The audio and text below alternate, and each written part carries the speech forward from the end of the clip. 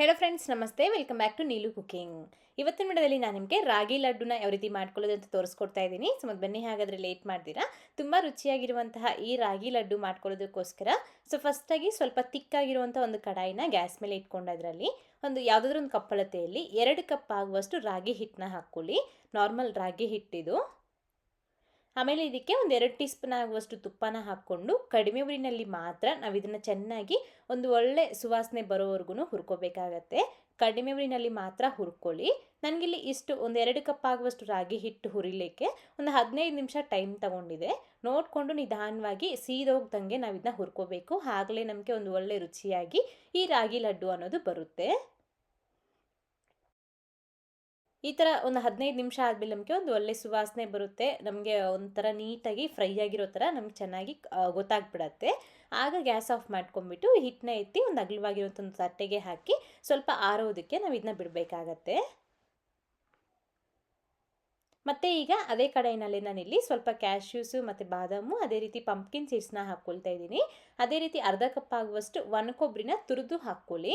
ಹಾಕ್ಕೊಂಡು dry roast ಮಾಡ್ಕೋಬೇಕಾಗತ್ತೆ. ಬೇಕು ಅಂತಂದರೆ ತುಪ್ಪದಲ್ಲಿ ಸಹ ಫ್ರೈ ಮಾಡ್ಕೊಳ್ಬೋದು, ಏನೂ ತೊಂದರೆ ಇಲ್ಲ. ನಾನು ಇದನ್ನ ಡ್ರೈ ರೋಸ್ಟ್ ಮಾಡ್ಕೊಳ್ತಾ ಇದ್ದೀನಿ.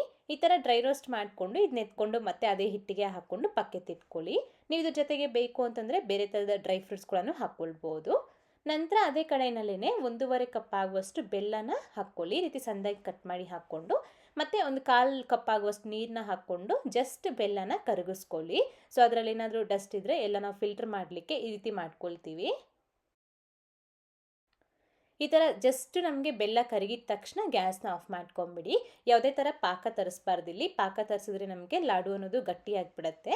ಹಾಗಾಗಿ ಈ ಥರ ಬೆಲ್ಲ ಕರಗಿದ ತಕ್ಷಣ ಗ್ಯಾಸ್ ಆಫ್ ಮಾಡಿಕೊಂಡು ಮತ್ತೆ ಈಗ ಈ ರೀತಿ ಹಿಟ್ಟು ಮತ್ತು ಡ್ರೈ ಫ್ರೂಟ್ಸ್ ಎಲ್ಲ ಫ್ರೈ ಮಾಡಿ ಎತ್ತಿಟ್ಕೊಂಡಿದ್ವಲ್ಲ, ಅದನ್ನು ಒಂದು ಸತಿ ನೀಟಾಗಿ ಮಿಕ್ಸ್ ಮಾಡಿಕೊಂಡು ಹೀಗಿದ್ರಲ್ಲಿ ಈ ಬಿಸಿ ಪಾಕನ ಹಾಕ್ಕೊಂಡು ಚೆನ್ನಾಗಿ ಮಿಕ್ಸ್ ಮಾಡ್ಕೊಳ್ಳಿ.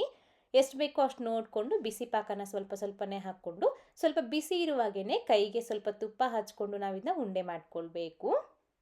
ಪಾಕ ತುಂಬ ಬಿಸಿ ಇರುತ್ತೆ, ಹಾಗಾಗಿ ಫಸ್ಟ್ ಸ್ಪೂನಲ್ಲಿ ಮಿಕ್ಸ್ ಮಾಡಿಕೊಂಡು ಆನಂತರ ಕೈಯಲ್ಲಿ ನಿಧಾನವಾಗಿ ಮಿಕ್ಸ್ ಮಾಡ್ಕೊಳ್ಳಿ.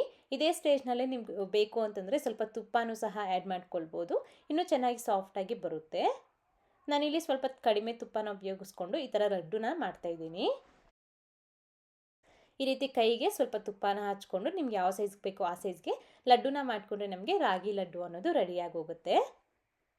ನೋಡಿದ್ರಲ್ವಾ ಎಷ್ಟು ಚೆನ್ನಾಗಾಗಿದೆ ಅಂತಂದ್ಬಿಟ್ಟು. ಇದು ಪೂರ್ತಿಯಾಗಿ ತಣ್ಣಗಾದ ನಂತರ ಮಾತ್ರ ಒಂದು 8 ಬಾಕ್ಸ್ಗೆ ಹಾಕಿ ಇಟ್ಕೊಂಡ್ರೆ 10 ದಿನವರೆಗೂ ನಮಗಿದು ಸ್ಟೋರ್ ಕೂಡ ಇರುತ್ತೆ. ತಿಂತಾ ಇದ್ರೆ ನಮಗೆ ತುಂಬ ರುಚಿಯಾಗಿ ಅನಿಸುತ್ತೆ, ತಿನ್ನಬೇಕು ಅಂತ ಅನಿಸುತ್ತೆ, ಅಷ್ಟು ಚೆನ್ನಾಗಿರುತ್ತೆ. ನೀವು ಸಹ ಟ್ರೈ ಮಾಡಿದಾದ್ಮೇಲೆ ಹೇಗೆ ಬಂತು ಅಂತ ಮರೀದೆ ಕಮೆಂಟ್ ಮಾಡಿ. ಹಾಗೆ ಇವತ್ತಿನ ವಿಡಿಯೋ ಇಷ್ಟದಲ್ಲಿ ಲೈಕ್ ಮಾಡಿ ನಿಮ್ಮ ಫ್ರೆಂಡ್ಸ್ಗೂ ಶೇರ್ ಮಾಡಿ. Thank you. Keep watching Neelu cooking.